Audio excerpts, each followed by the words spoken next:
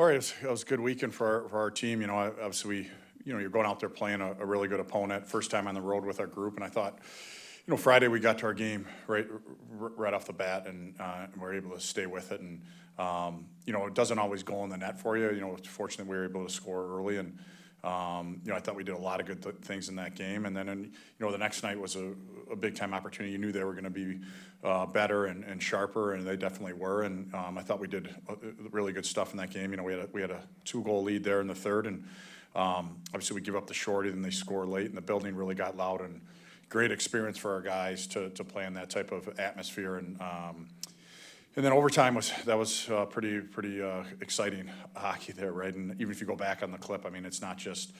We had a 2-on-0, we didn't score. They come down on a 2-on-1. Shane makes a great play. We go north, and a big time execution by Riker to get it to Bazzi. So that was a good weekend, good for our team. And I thought we were better from the New Hampshire weekend to the BU weekend, and now the goal is the same. Is right. We got to keep getting better and going up and playing Northern Michigan, a proud program. Obviously Coach Comley's history here, and what he did for Northern Michigan, what he did for Michigan State, and so excited to get up there. It'll be a really good test.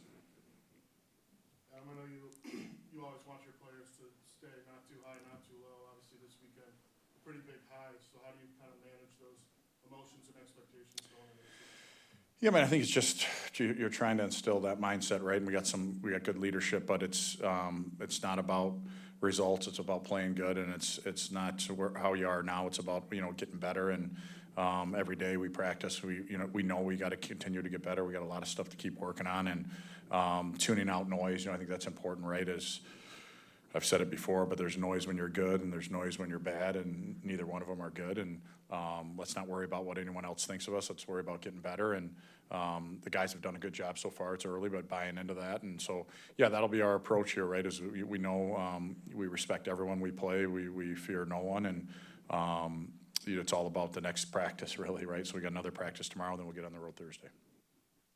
You were as animated behind the bench as we've seen you. Is this the new Adam Nightingale? Oh, that was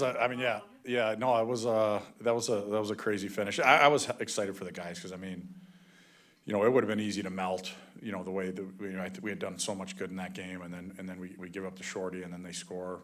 I don't know if it was like maybe 5 minutes left. I think we had a 3-on-1 to end it with a couple minutes left there, and didn't finish it. But those are good moments for your team, right? Like you're playing a really good hockey team, so you're going to have to respond within the game, and I thought our guys did. Even Friday, though, you were more into it than your stoic self back then.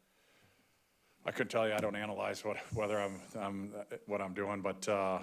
No, I thought it was a great atmosphere, you know what I mean? And I was excited for our guys, and we got a lot of new players, just like a lot of teams in college hockey, right? So I think we got to keep trying to help guys get better. But again, it was a good weekend, but we also know we still got a lot to work on. What have you liked about the early parts of this week with the guys coming off of that win and now staying hungry still? Yeah, I think we met, right? And the old human nature is the hardest thing we're going to face this year, right? And so. We're going to have some good moments as a team. We're going to have some not good moments as a team, and how do you manage that human side of it? And it's not about what's happened in the past. And I said to our guys at the start of the week, it's like how would you practice today if we got our teeth kicked in both games? We'd probably be pretty dialed in, right? So if you're waiting for that to motivate, that's why there's very few great teams and a lot of good teams, because you kind of go up and down, And so we got to make sure we stay disciplined with our mindset.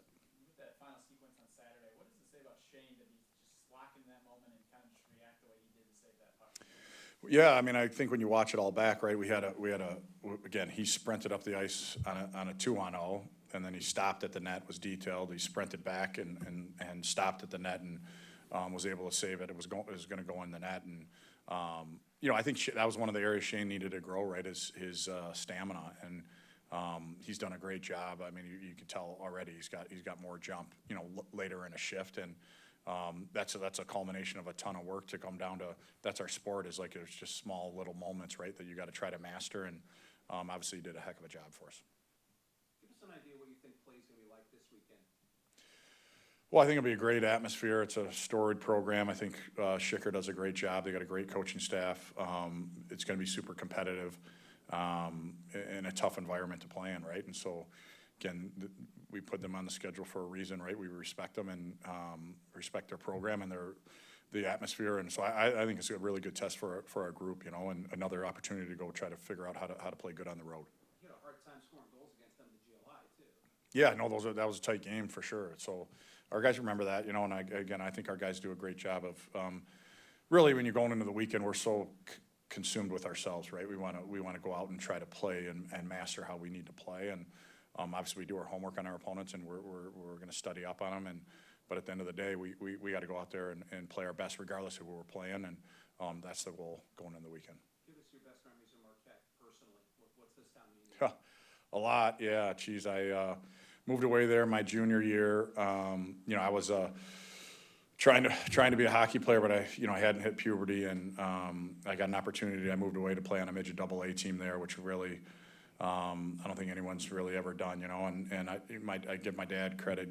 He believed in me and to stay with it, you know. So I got cut from every team I had tried out for, and so I went up there and met a lot of really good people, you know. And those are really formative years. Your junior and senior year of high school, and ended up being able to play on the electricians, the AAA team the next year, and we had a great coach and Coach Burkar and a great staff, great group of guys, and you know, to this day I still, you know, consider that like a second home. And you know, my billet family up there, the Donleys, when I was with the electricians, they sat with my parents at at Kristen and I's wedding. So I mean, it's a special place, and I think it's no different than the Sioux, right? When you get up to the UP, it's the people is what really makes it special. So, yeah, looking forward to going back. It should be a fun weekend.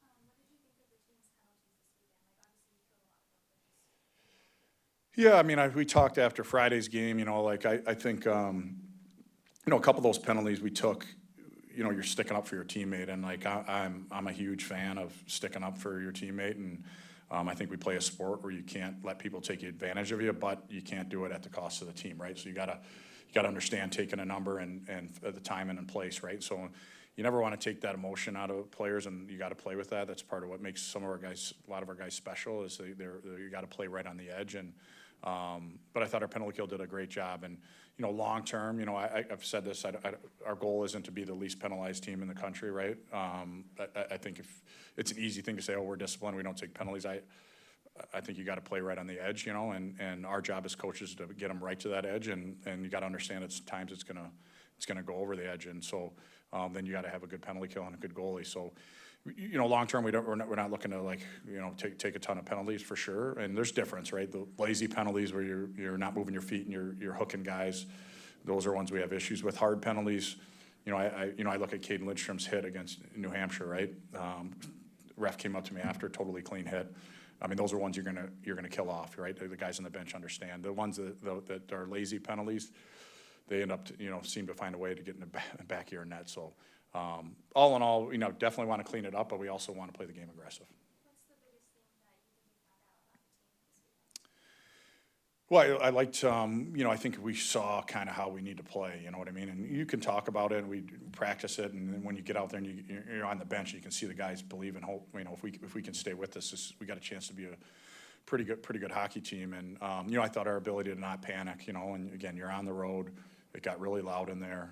We had controlled a lot of the game, and then obviously they leaned on us and scored a couple goals, and there wasn't a panic. You know, I thought that was really good for our group, and I thought they tested us in areas we hadn't been tested yet, right? And so we definitely got to clean up some stuff, and but that's what it's all about, right? That's why you want to play teams like that to find stuff out. I think the Red Wings broadcast mentioned you got to go down there and see Ike on Sunday.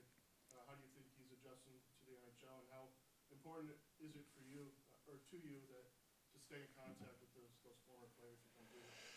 Yeah, I thought he did a great. We brought the guys down there to watch, you know, and it was good. We got in, whatever, our flight got in and late, and guys could sleep for a little bit and go down there, and we're fortunate, you know, Detroit's so close, right? Our guys can get down there and watch NHL hockey, and it's cool. I thought it was awesome watching them, you know. I mean, I think it's especially, you know, the first time I started coaching Nike was 16 years old, so that's I mean, that's a long time for the last 5 years I've had him, and I thought he's doing a great job, you know, and, you know, I think he's learning. I talked to our guys about it, right? There's like half percenters that step right in and play a similar role that, like a Connor McDavid's gonna step right in and play, but majority of guys, like, you gotta earn your coach's trust, and you gotta be great away from the puck, and, you know, I thought he did that in that game, right? He had a couple good looks offensively, but then in the third, you know, he started to get out there more, and that's, he's got to stay with that. So I thought he's done a great job. And I think regardless, like I text with, you know, Tanner Kelly checking in. It doesn't just guys that are in the NHL. Like, you know, if you played here, you're one of us. And, you know, I think Tanner's did an unbelievable job for us. So, yeah, I think, you know, Coach Izzo's obviously done an unbelievable job of that. And I think that starts with the relationships that he has with his players and making sure you continue them. Adam, you're not a guy who changes line combinations a lot. What are the pros and cons of that, especially early in the year when these guys are just starting to develop a little chemistry?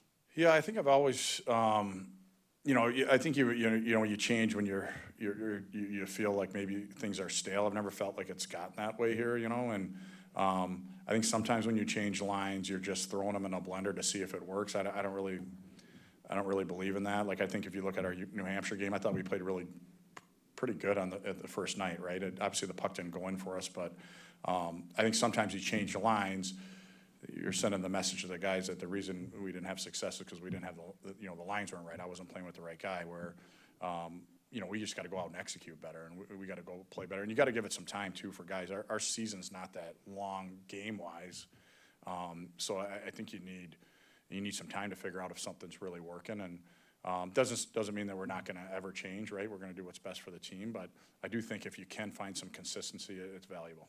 Is that what kind of made Friday night a little different, that you were forced into making some different line combinations when you're down and forward? Yeah, I mean, I think, you know, obviously Bake's got the penalty, so it was like, I think he had 2 shifts, 47 seconds ice time, and he was out of the game, right? So we were down to 11 forwards, but it gave some other guys the opportunity, especially with that many penalties. You know, some guys that aren't on the kill could cycle through there and keep their legs going. So I think that helped us. And I mean, I think that you're always looking for, you know, opportunities or whatever you can do to try to help your team get better. That was a case where, hey, this is the situation, but it worked out good because we were able to get guys out there more. Are you locked into, we're just going to have play 7D all the time, or have you looked at maybe changing that up and see if there might be a forward? I think it's a weekend to weekend. I mean, I just think on principle, I think you look at the NHL, right? Some teams are dressed in 11 forwards and 7D, right? I think when you have 60 and one goes down or something happens, it's pretty tough to roll 5, and then all of a sudden other guys are getting tired. And you know, if you're I do think too, with dressing an extra forward, it's tough because then you're really impacting 4 guys if he's rotating through a line, right, instead of 1. So, you know, on principle, I like 12 and 7 more. Not to say we would never do it different.